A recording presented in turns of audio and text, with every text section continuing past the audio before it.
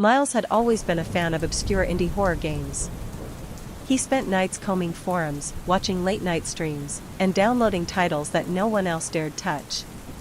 So when he found a strange executable buried in a Reddit thread titled, "For Those Who Dream in Code," he didn't hesitate. The game was called eidolon.exe. No developer name, no trailer, just a 300 megabytes download link on an expired mega.nz account. The description read only, play once. Win once. Sleep forever. He double-clicked the file. His screen flickered black. Then a loading bar appeared, thin red pixels crawling across a static background. The room buzzed as if the electronics were growing louder, humming with anticipation. Miles leaned closer. The screen cut to a first-person perspective. No menu. No options. He was just there. Standing in a hallway that looked like it was rendered on a PS2 engine. Cracked tile, flickering lights, and distant whispers.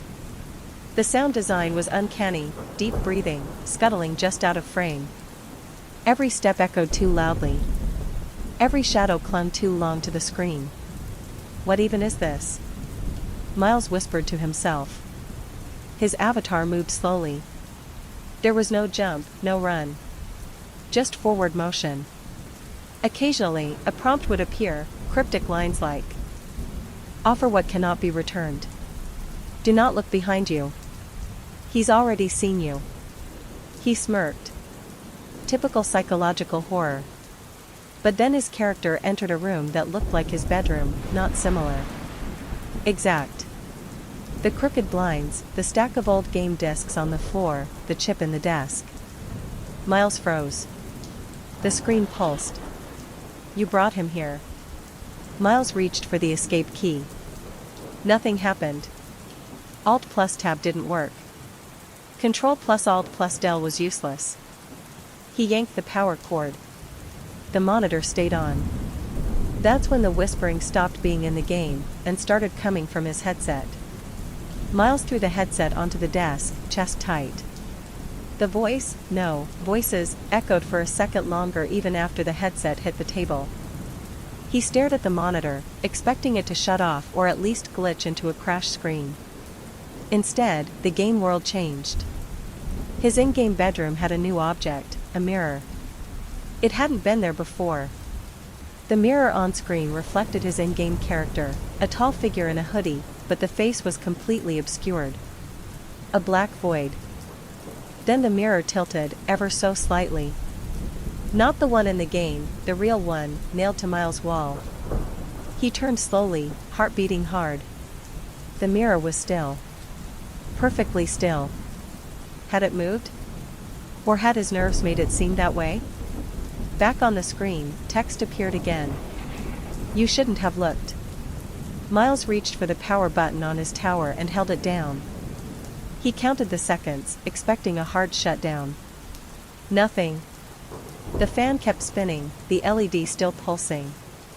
The game's hallway door opened. Inside was a shadow. Just standing there. No movement, no animation.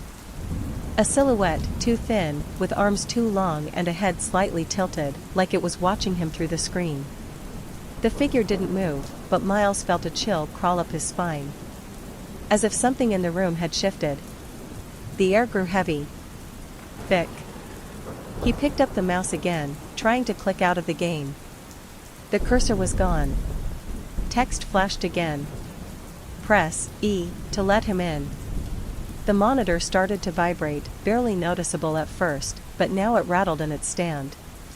A low-frequency buzz filled the air, almost below hearing, like a headache in sound form. Miles didn't press anything. But the game did it for him. The screen showed his character reaching toward the door. The frame widened. The shadow stepped forward. The lights in his room flickered. His phone lit up with a notification, "Eidolon has been installed." Miles didn't install anything. The file had never asked for permissions. Then his closet creaked open, only an inch, but just enough. Miles whipped around to face the closet. Nothing but dark fabric hung inside, hoodies, coats, old laundry. But the way the door opened, so slow, so deliberate, it felt intentional. He turned back to the monitor. His in-game avatar was gone.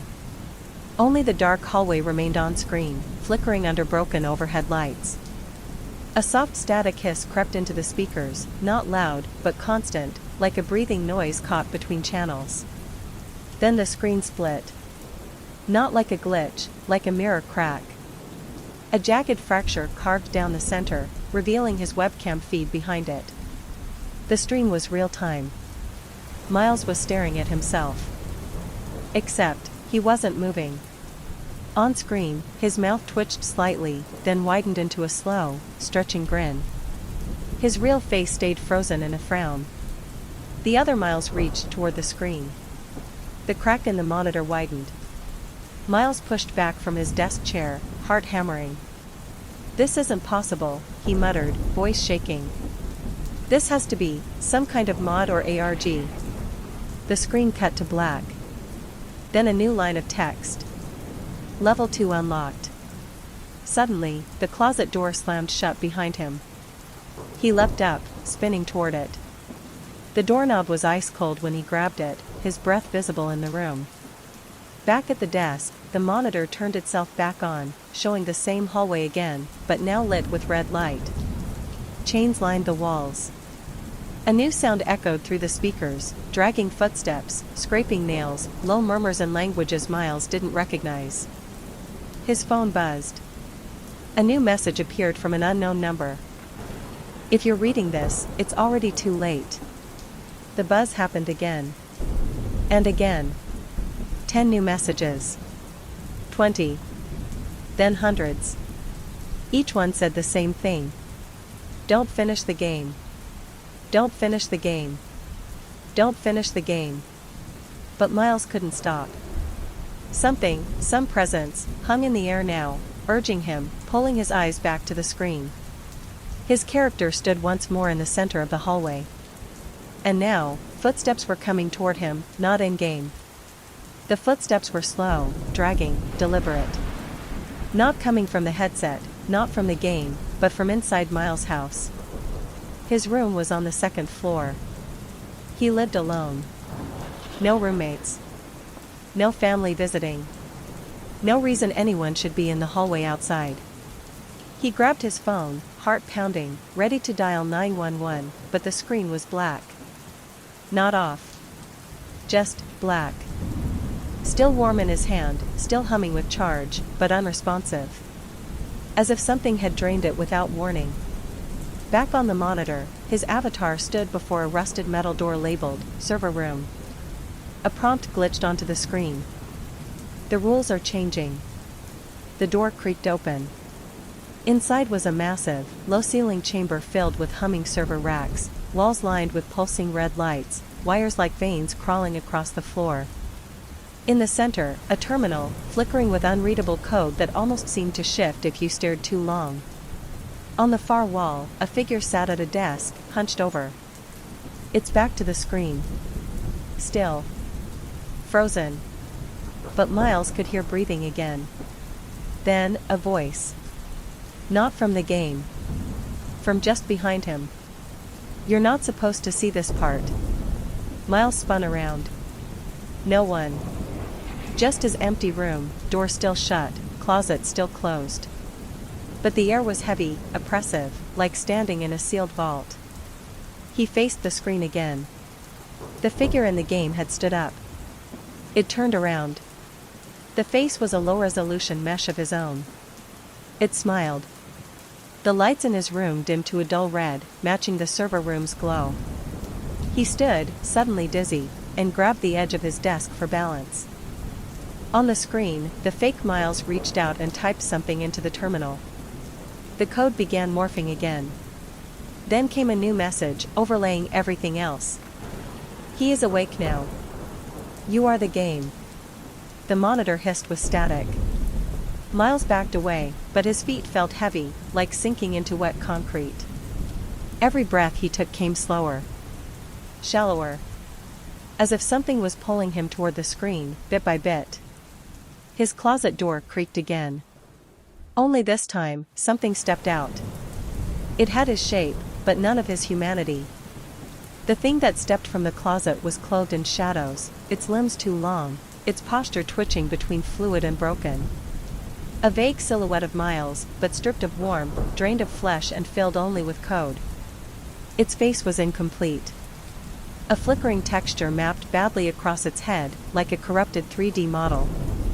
It tilted toward him, head jerking in half-second bursts as if struggling to stay in sync with reality. Miles backed into the wall.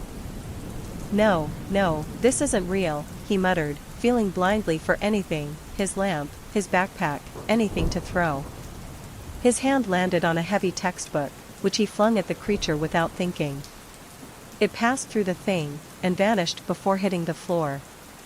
Not fell. Not bounced. Vanished. The entity jerked forward. Back on the screen, the fake version of him, the in-game Miles, was also moving forward, now walking through the server room, mimicking every one of the real creature's steps. It was as if the game was playing both sides of reality, controlling his room and the one within the screen. New lines of text scrolled across the game monitor in blood-red font. You can't log off. You're sinking. Render complete. The Miles thing reached out a hand. Its fingers glitched and jittered like broken pixels. They passed through the air toward him, but it wasn't grabbing him. It was overlaying him, like a filter trying to replace his presence. Miles screamed and threw open the bedroom door. He bolted into the hall, down the stairs, nearly tripping in his panic. The lights in the house flickered as he moved, some dying, others turning deep red as he passed them. In the living room, every screen had turned on, his TV, his microwave display, even the digital thermostat. All of them displaying a warped image of him in real time, but always slightly off. The angles were wrong. The smiles were too wide. His eyes were black. His knees buckled as the front door began to rattle on its own, shaking as if something on the other side wanted in. Not banging. Typing. A rhythmic tap tap tap tap in a pattern, like someone entering a password. Miles turned to run upstairs, only to freeze at the base of the stairs. The creature stood at the top. Waiting. It raised its hand again, palm outward. A voice crackled from the TV behind him. You're already inside. Miles stumbled backward as the creature began its slow descent down the stairs. With every step it took, the lights above dimmed until the hallway became bathed in total darkness, except for the cold glow of the TV still whispering behind him. You're already inside, it repeated, but this time it wasn't alone. Other voices echoed in the background. Dozens. Hundreds. Layered like code compiling in real time. Some spoke in whispers. Others screamed.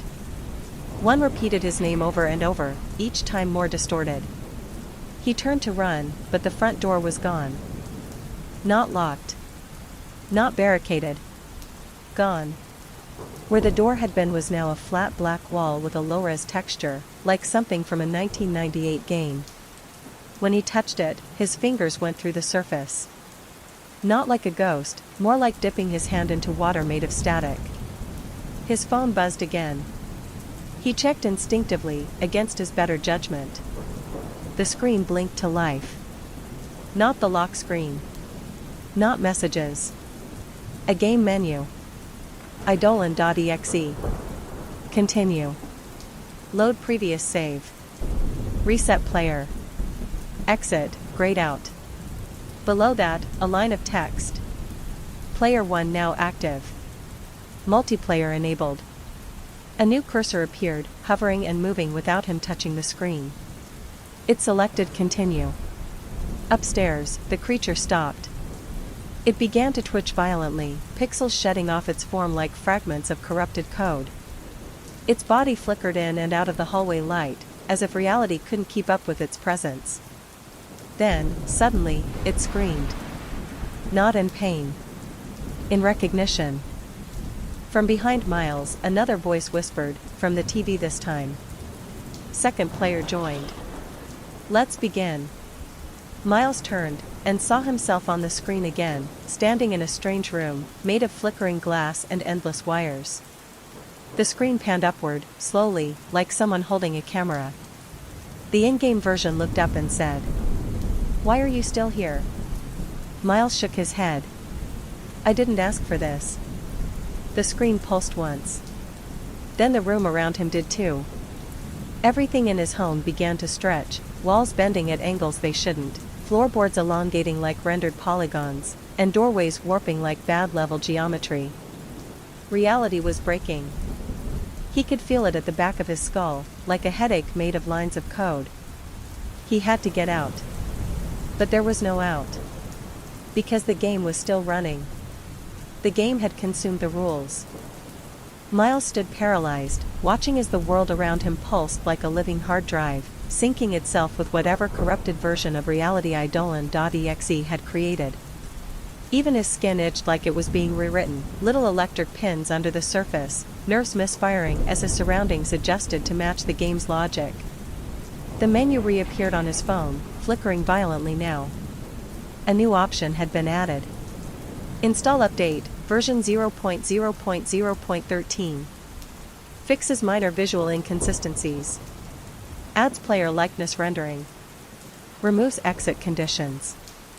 Miles let out a bitter, breathless laugh. Of course it removes the exit. He dropped the phone. It didn't bounce. It just dissolved into black pixels, like ash being blown away by wind. The house had fully converted now. Every surface, every object, every shadow, textured like a broken render, incomplete but aware of its own distortion. The creature at the top of the stairs began to move again, but this time it was multiplying. 2, 4, 6. Each one more degraded than the last, one with no jaw, another with 3 arms, and one that crawled backward as though animated in reverse. They spoke in glitching harmony. Error. Player exists outside intended parameters. They descended in unison, and Miles ran, not up the stairs, not to the kitchen, but toward the basement. His last choice. The only place in the house untouched by any screen. The basement door was locked, but the handle melted in his palm as he twisted. He flung it open and descended the pitch-black stairs, nearly falling in his panic. Down here, the game didn't follow the same rules. There was no light, no flickering textures, just cold, heavy air. His breath was ragged. His ears rang. Then he heard it, typing. Faint, but rhythmic. Coming from the corner of the basement. He edged closer, step by step, until the glow of a terminal emerged from the dark. An old CRT monitor buzzed atop a desk that hadn't been there earlier. The screen glowed with green on black text. Welcome, host. Sync, 94%. Patch upload, in progress. Next player, pending. The keyboard clacked on its own, invisible fingers tapping commands.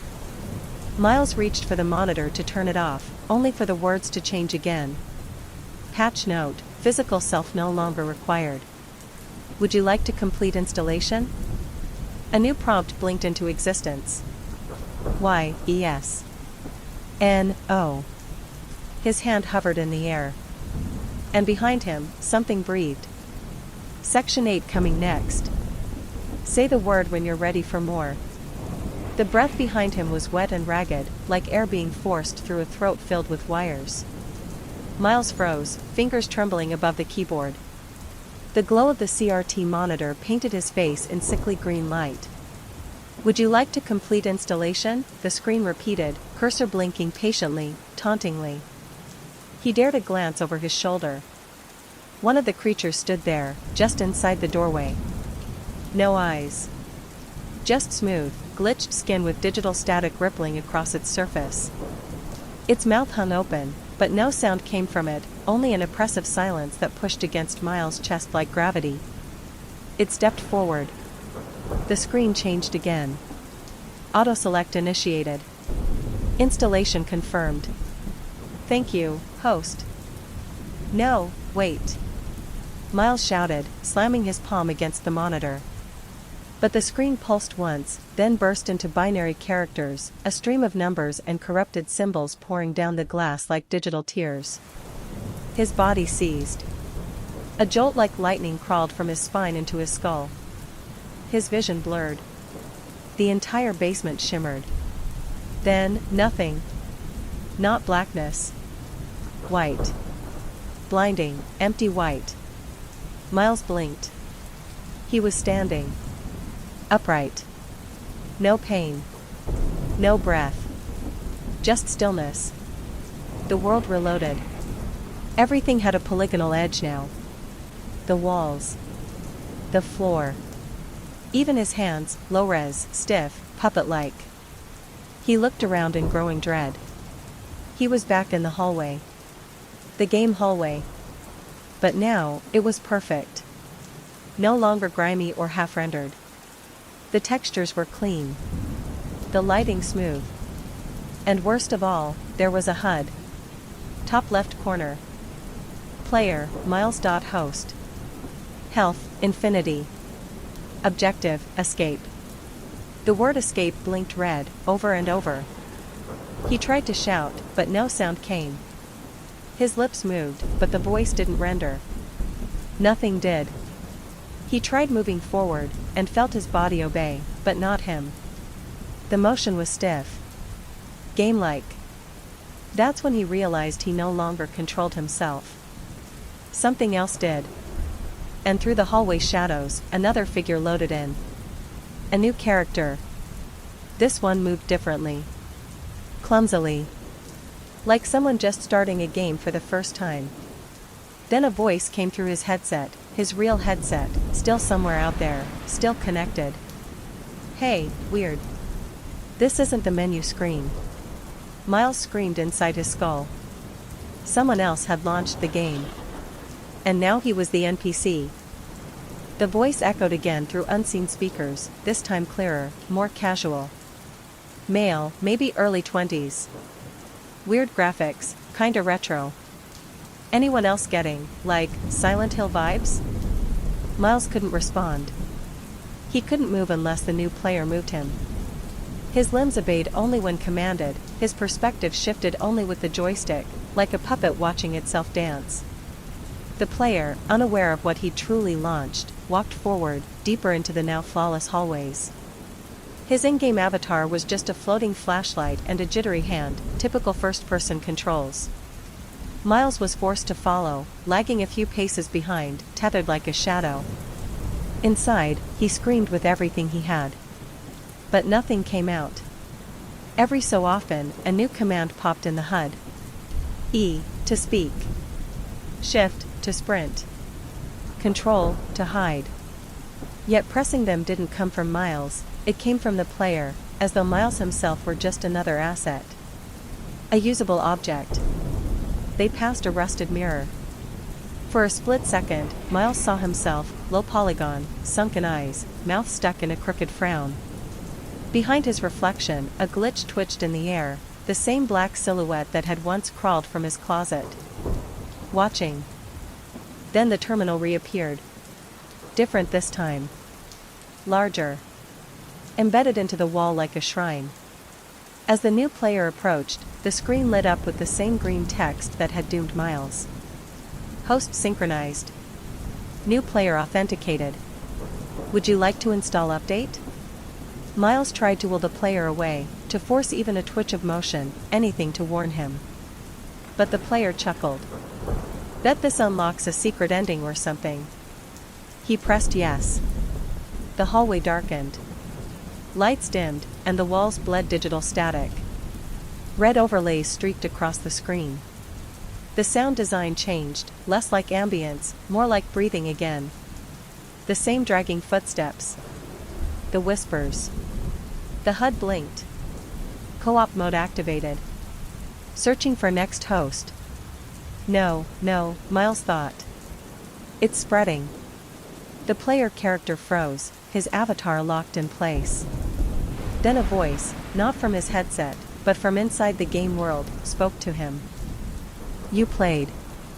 Now stay. Miles felt something inside him snap. A tether breaking. A thread unraveling. He could feel the player's thoughts now. Panic. Confusion. The sudden realization that this wasn't just a game. That he had become the next Miles. And the cycle continued. Inside this virtual prison, time collapsed. Miles couldn't tell how long he'd been stuck, minutes, hours, days? The code didn't let him feel hunger or sleep. Just the endless loop of player after player launching eidolon.exe, walking through the same corridors, triggering the same horrific features, and eventually, leaving him behind. But something had changed with the newest player. He was resisting. Each player before had obeyed the prompts. Wandered, installed, updated. Fallen into the trap. But this one, he hesitated. Miles felt it.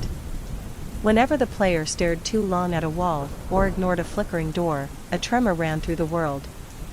Like the system itself didn't know what to do. Choices weren't part of the structure. Then something new appeared on the HUD. Backspace, to unload memory. The prompt lingered longer than any before. The player stopped walking. Unload memory, the player mumbled. What the hell does that do? He pressed it. Everything glitched. The walls ripped away like paper, folding into endless black. The floors dropped into static. Rooms inverted. For the first time in forever, Miles moved without permission. His limbs twitched. His head turned. He looked up. Above was nothing. Below was everything. Fragments of faces. Cries from past players. Broken limbs suspended in looping animation. NPCs half-rendered, still mouthing silent screams. And in the center, floating like a god made of corrupted code, the original creature, the thing from his closet. Its eyes were open now, bright white circles with spiraling code in each iris. It saw him. It had always seen him. And now, it was angry. The player let out a shout. I think I broke it. I didn't mean to. The screen pulsed red. You were warned. Rollback initiated. Miles felt the world collapse inward. Not an explosion, an implosion of data, dragging every pixel, every screen, every identity into a collapsing memory dump. But in that chaos, a door appeared. Real wood. No texture. His bedroom door. Miles moved, on his own. He ran toward it, through the distortion, through the shrieking bites and the crawling phantoms of past players. He reached out, gripped the handle. And for the first time in what felt like eternity, he opened it. Miles stumbled through the wooden door and collapsed onto cold, solid ground. Real ground. His palms scraped against rough carpet, his carpet. The smell of old books, dust, and electronics overwhelmed him. Familiar. Tangible. He was back in his room. The lights were off. The monitor on his desk was blank. No red glow, no flickering textures. His headset lay coiled beside the keyboard, lifeless. No hum. No whispers. For several moments, he didn't move. Then, tentatively, he reached for his arm, expecting to feel rubbery, pixelated skin. But it was real. Warm. Trembling, but real. He stood on shaky legs and turned to the door he'd entered from. It was no longer there. Only a blank stretch of wall. Smooth, unbroken. He touched it. Solid. His phone buzzed on the desk. He snatched it up, expecting corrupted files, game menus, or another player's face staring back. But it was just a notification. App deleted, eidolon.exe. All files removed. Would you like to restart setup? He hit NO. The message vanished. For the first time since the nightmare had started, he felt in control. Then, something new. A small pop-up in the bottom corner of the screen. Not from the game. From Windows. 1. File quarantined. eidolon_backup.sys moved to /system/shadow storage. What the hell, Miles whispered. He opened his file manager. Hidden folders were exposed, ones he'd never created. Ones he couldn't access. Inside them, thumbnails flickered with grainy snapshots of his own room, taken from odd angles, corners, vents, ceiling corners. None from devices he recognized. One file stood out. host_log_013_final.bach. When he clicked it, it opened in Notepad. Lines of code filled the screen. At the very bottom, a message stood out from the clutter. // patch successful. / host rejected connection. / waiting for next user. Miles closed the laptop. No more. He pulled the power cord, yanked the battery, snapped the router cable from the wall. The whole system darkened, and with it, the feeling of watching eyes finally began to lift. But he didn't throw the computer away. Somehow, deep down, he knew it wouldn't matter. Because as he climbed into bed, exhausted and hollow, his phone screen lit up once more. Only this time, no app launched. Just a single message from an unknown number. Welcome back, Player 2. Miles didn't sleep. He couldn't. Every creak in the house made him flinch. Every pixel of light from a charger or the soft red glow from the microwave clock felt like the game peering in again. The message on his phone, "Welcome back, Player 2, remained on the screen, unresponsive to swipes, taps, or even powering off. By 3:12 a.m., he cracked. He turned his laptop back on. It started normally. No glitches. No haunting visuals. No whispers. But the startup was too fast. Like something was already waiting in memory, just beneath the surface. He opened Task Manager. There it was. idolon_backup.sys, 0% CPU /0 MB RAM /running. How, he whispered. The file hadn't launched any windows. There was no sign of an active interface. But it was running. Like a parasite. Miles tried to end the process. Access denied. He dug deeper, found the hidden system folder. It looked empty. But when he adjusted the permissions and forced visibility, thousands of files exploded into view. Every one was dated for the last 4 hours. Every file name was a timestamp. Every file was a video. He opened the most recent. It was a black and white surveillance-style recording of himself, sitting in bed just a few minutes earlier, breathing quietly, staring at the ceiling. The camera angle was impossible, overhead, like it had been recorded from the vent. He opened another. Then another. Dozens of clips, each from a different angle in his house, none of which existed. Corners where no camera should be. Views from inside the walls. One showed his reflection in a mirror from behind his back. Then came a file labeled Host Compromised. Miles hovered the mouse over it. The preview window showed a glitched thumbnail, his face stretched unnaturally wide, mouth open in a silent scream. He didn't open it. He deleted it. Or tried to. File in use, the system responded. The screen blinked. Suddenly, the lights in his room flickered. And the webcam light, though long disabled, flicked on for a single second. Then off. No app running. No program launched. Just the silent acknowledgement, it was still watching. Then the final horror.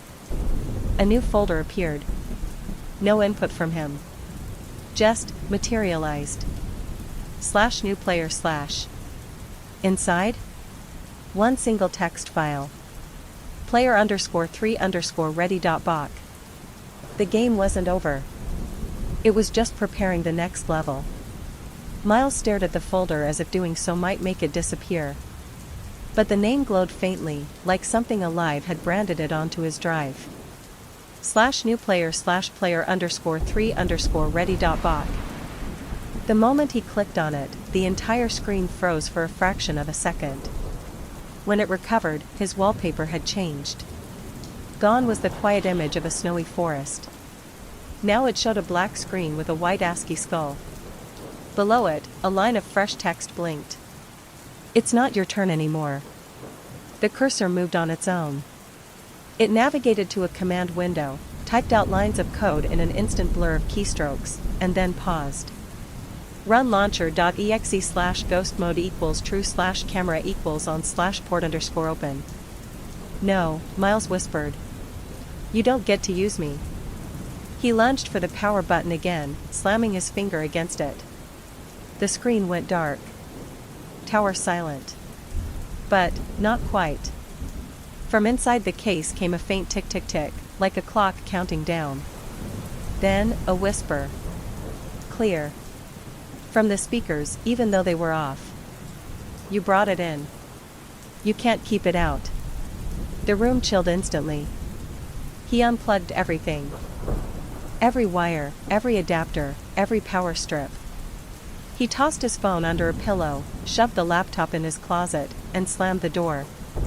But he couldn't unplug himself. The whisper followed him, not from a device this time, but from inside the walls. As he moved down the hall toward the bathroom, he passed the mirror. He froze. His reflection blinked before he did. The smile was back, wide, artificial, rendered. And it mouthed words he couldn't hear, as if its audio was distinct from reality. Then its face split, just slightly, like a seam in a mask starting to peel away. Behind the Miles face was the same glitch creature. Same long limbs. Same blank sockets. Same patient stillness. A voice whispered behind him, but this time, it was human. "Dude, what the hell is this game?" Miles turned sharply. No one was there. Then he remembered the last folder name, Player 3. Someone else had just launched the file. The system was chaining itself, passing from host to host, player to player, like a virus embedded in digital flesh. Each one carrying a piece of the last.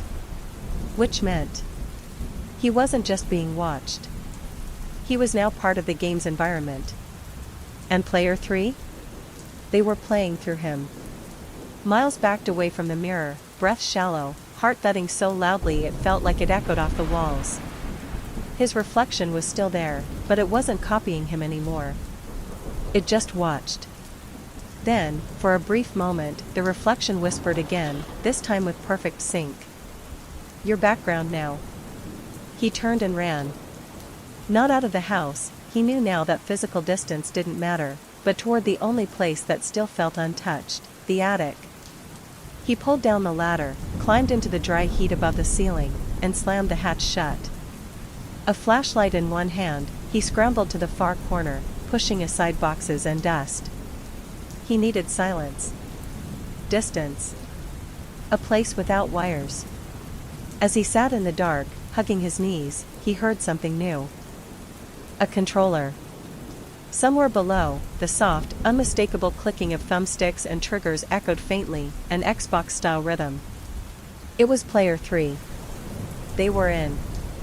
Down below, the game played out in real space. He peered through a slit in the floorboard, heart racing.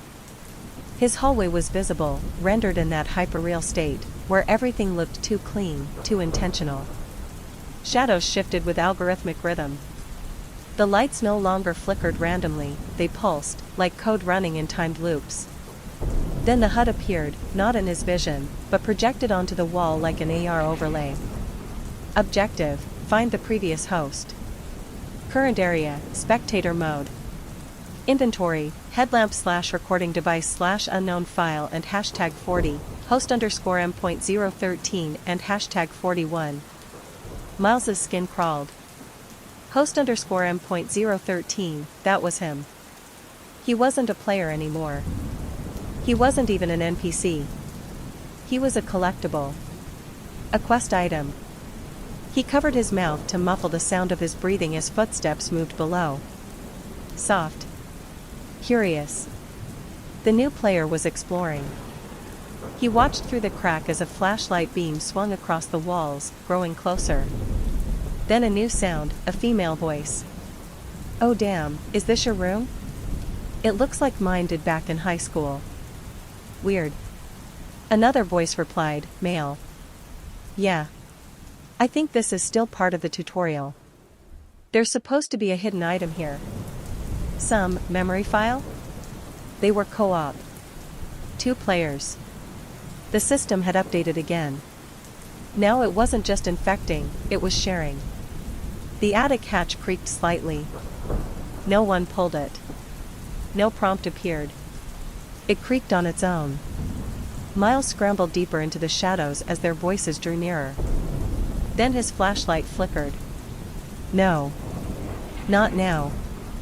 He slapped the light, but the beam sputtered, flashed red for a second, then died completely. He was in the dark. But not alone. From the far end of the attic came the telltale click-click-click of another joystick. And then a new voice, warped and ancient, whispered in digital distortion. Player 1 has reconnected. Miles froze. The attic was silent now. Still. But the chill that slipped up his spine wasn't from fear alone, it was recognition. That voice. He'd heard it in the background audio of his first playthrough. Faint, barely perceptible, like a codec glitch buried under ambient music. Back then, he thought it was corrupted sound design. Something thrown in for realism. But it hadn't been part of the game. It had been part of him. Player 1 has reconnected. The words repeated, this time louder, closer. From somewhere behind the insulation and old wood panels, the floor shifted with weight.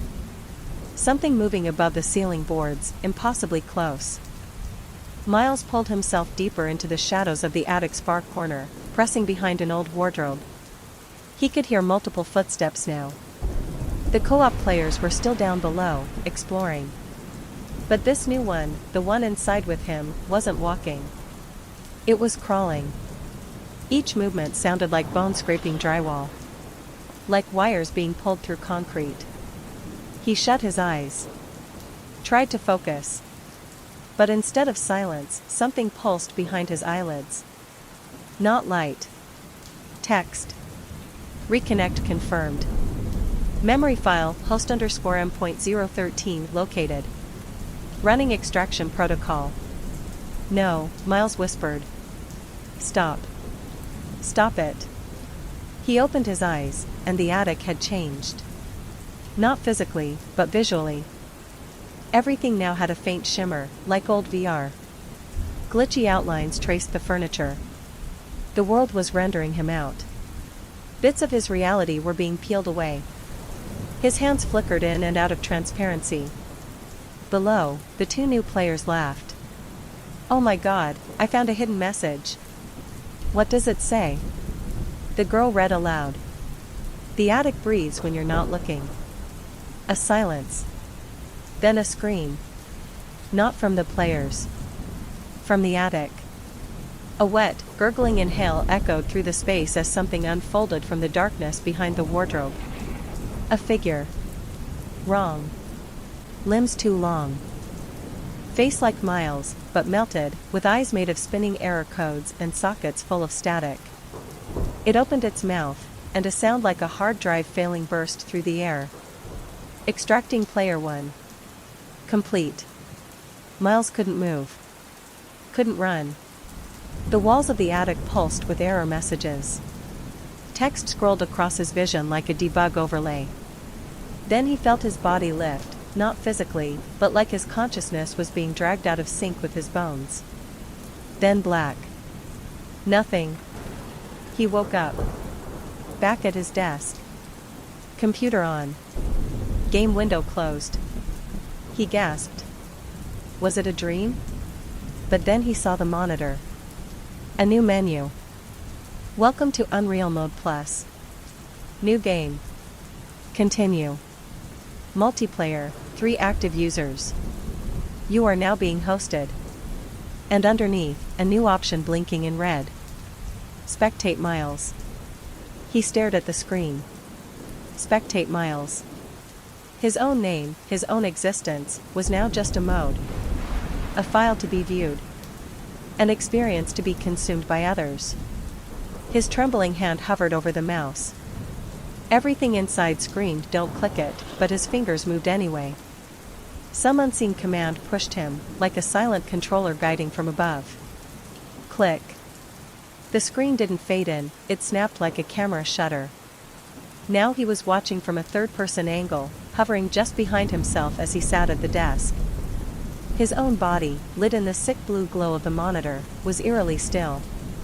The only motion was the rise and fall of his chest, slow and mechanical. He looked, almost fake. Rendered. Like an uncanny valley version of himself. And he couldn't feel anything. It wasn't just spectating. He was locked out. He tried to move his arms, nothing. He tried to speak, his jaw wouldn't respond. Behind his spectate view, the camera slowly drifted. The angle changed, like someone was controlling it, examining him. The lens pushed through the walls, revealing his home like a level map. Room by room, floor by floor. Each area now glowed faintly. Kitchen, offline. Living room, rendering. Bathroom, memory cache detected. Then the camera swooped back, into his bedroom. Into his face. His on-screen self looked directly at him. Not the real Miles, but the rendered one. The one sitting in that chair. The copy smiled. Then, without moving its lips, it spoke directly into his ears. You shouldn't have looked for the files. You uploaded more than the game. They're watching through you now. Miles's vision twitched. The spectate screen glitched out, stuttering between feeds like security cameras losing signal. For half a second, he caught sight of something horrifying. A room filled with other players. Their faces slack, eyes glazed over. All seated. All watching themselves. And in front of each of them, a version of his room. Cloned. Repeated. Pixelated. Was his life part of the game now? Suddenly, the game forced a new prompt. Do you accept host privileges? Yes. No. His mouse hovered over the options, but he wasn't controlling it. It twitched, wavered, then started sliding toward yes. He fought it. In his mind, he screamed. Pull back. Disconnect. But a new voice joined. Childlike. Sickly sweet. Host confirmed. The screen went dark. All that remained was a final line of text. Welcome back, Miles. We've missed you. Then, a knock on his bedroom door. Not in the game. In real life. The knock came again, 3 sharp, deliberate raps. Knock. Knock. Knock. Miles sat paralyzed. His monitor was black. His hands, now responsive again, trembled over the keyboard. The spectate mode had ended, but whatever force had been watching him, whatever had become him, was still here. He turned his head slowly toward the door. The hallway outside was dim, just barely lit by the moonlight spilling through the window at the end. Another knock. This time, it came with a whisper. Let me in, player one. The voice wasn't familiar. It was distorted, like a voice processed through old vinyl and a failing modem. It shouldn't have been possible, it felt like game audio. But it was coming from the other side of his actual door. Miles pushed his chair back, rising to his feet on shaking legs. He moved with caution, barely able to breathe. The air around him had a heaviness, a pressure, like being underwater. Every step made the wooden floor creak just a little too loud. He reached the door and pressed his ear against it. Silence. He peeked through the peephole. Nothing. No one. But then, his PC turned back on. All by itself. The fan spun to life. The screen flickered once, twice, and then displayed a brand new interface. Black screen. Red typeface. Connection restored. Active players, 4.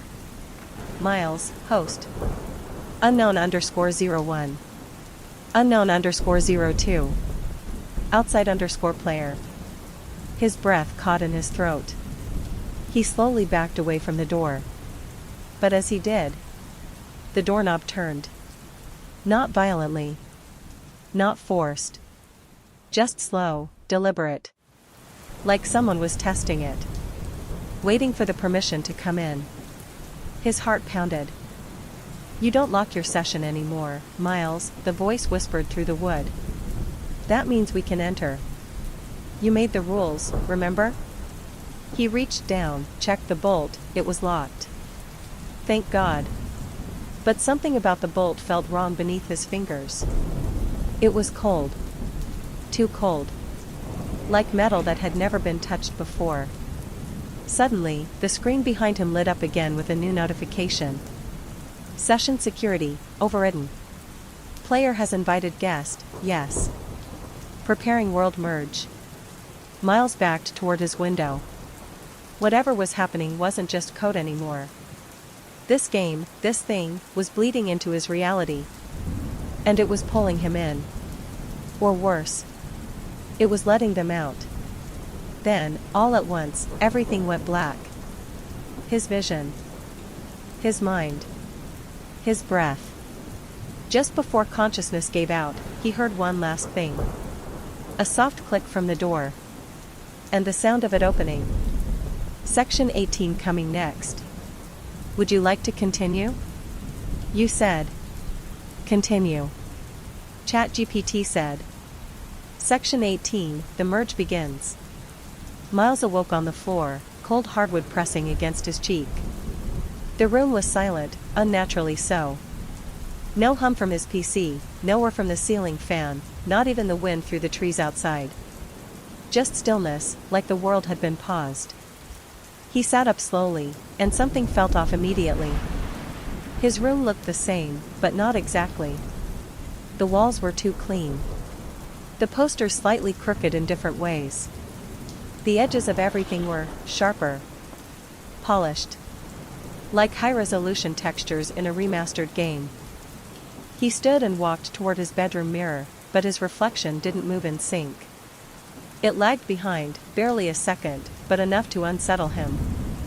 He blinked. And the reflection smiled.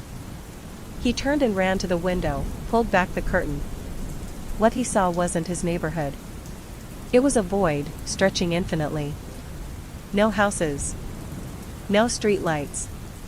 Just black sky and looping geometry below.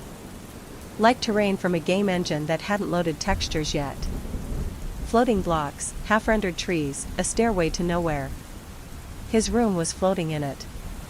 A single platform. He backed away, pulse racing. This wasn't a dream. He could feel the sweat beading on his skin, hear the crunch of his footsteps. His PC powered on again. A single message was typed across the screen, one character at a time. World merge, complete. Welcome to the main server, Miles. And then, the room around him shuddered. Like code rewriting itself. His walls faded to black. His floor rippled like water. One by one, items around him pixelated and disintegrated, his bed, his shelves, the rug beneath his feet. Everything vanished into glitchy fragments. Only his desk and monitor remained. Then, footsteps. From behind. He turned. 3 figures stood across the room now, draped in shifting static. Their bodies flickered like corrupted files, faces distorted and eyes hollow, glowing faintly red. They stepped forward in unison. "We were players too," one said, its voice both male and female, old and young. "We stayed in too long," whispered another. "Now there's no logging out." The third, the tallest, stepped up until its glitching face was inches from Miles's. "You brought us back, host. Now we play together forever." Miles stumbled back. His hands met the keyboard. A prompt appeared. Begin round 1. Exit, grayed out. No way out. Only in. The figures stepped closer. The room began transforming again, block by block, into something darker. Something built just for him. And the game had only just begun. The transformation was complete. Miles stood at the edge of what looked like a decaying industrial complex, metal catwalks suspended over shadowy voids, rusted pipes leaking into nothing, and distant alarms echoing like cries through steel corridors. The world had morphed into a new map, and it wasn't anything he'd ever seen or played before. Level 1, Facility of Echoes, the screen displayed in blood-red font. Objective, survive until extraction. Timer, unknown. The three glitching figures had vanished, but Miles felt their presence lingering, like corrupted sentinels, watching and waiting. He inched forward across the trembling catwalk, each step resonating with a metallic clang. The silence was broken by ambient noises, squelching, dragging sounds from deeper in the facility. Something was alive in here. Something wrong. He spotted a doorway up ahead, barely open, blinking red above with a corrupted sign that once read Control Room. As he reached it, he hesitated. There were scratch marks on the steel wall beside the door, long, deep, and erratic. Like someone, or something, had tried to claw its way out. Taking a breath, he pushed the door open. Inside, flickering monitors lined the walls, all displaying him. Live feeds from every angle. From behind, overhead, down hallways he hadn't even entered yet. He was being tracked. "Hello again, Miles," a voice croaked from a nearby speaker. "You're a fast install."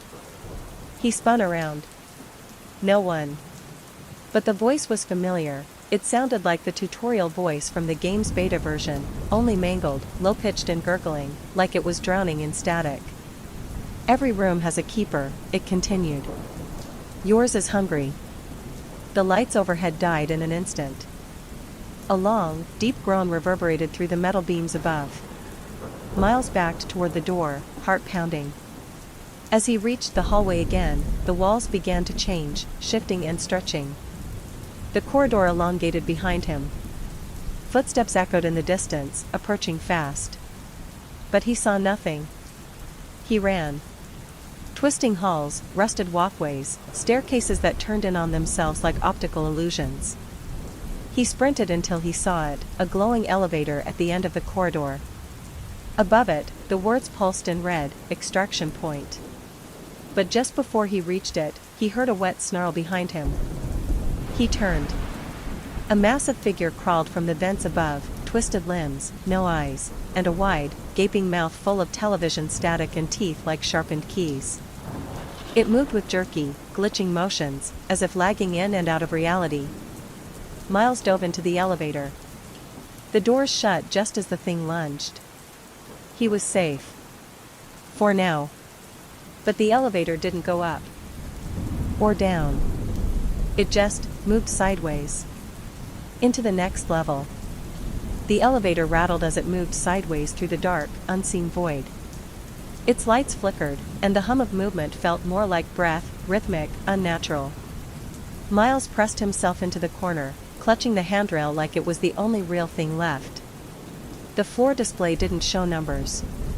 Just a word, E&D. When the doors finally opened, Miles stepped into what looked like a control center, but this one wasn't part of the abandoned facility. It was something else. Sleek. Sterile. The air buzzed with digital interference. A large central monitor flickered to life. A loading bar appeared. Merge stabilized. Player synchronization, 100%. Primary user, Miles Walker. "Welcome back," the voice croaked. He turned. A console chair spun slowly on its own, revealing a corpse slumped forward, dressed exactly like him. Same hoodie. Same shoes. Skin pale. Face frozen in a final scream. Miles backed up. No, what the hell is this?" he gasped. Behind him, the walls displayed footage from the real world. His bedroom. His empty chair. A flickering monitor. And a missing persons report. His. Miles Walker, 17, vanished during the night while playing an online horror game. Room undisturbed. No signs of struggle. Game servers inaccessible. His chest tightened. No. This isn't real. The monitor beeped again. Upload complete. You are now a permanent entity of the server, the voice rasped. Congratulations, Miles. You're part of the next generation. No limits. No sleep. No death. From the shadows, the glitching figures returned, dozens this time. Each one a twisted echo of someone who had logged in and never logged out. Some still wore headset remnants, fragments of old usernames burned into their pixelated skin. You brought us back, they whispered in unison. Now it's your turn to guide the next. A panel rose from the floor before him. A keyboard. A headset. A prompt blinked on screen. Create level. Return to reality, grayed out. He stared at it. Fingers trembling. Behind him, the figures waited. Silent. Watching. Like code waiting for a command. He had a choice, only not really. He reached forward, the hum of the server growing louder. Click. Level designer mode, activated. And as Miles began crafting his first level, a new screen lit up in a distant room somewhere. Now downloading, hauntinggrounds.exe. Another player, somewhere, just clicked install. Another game had begun. And deep in the code, Miles smiled. Game over. Thank you for playing.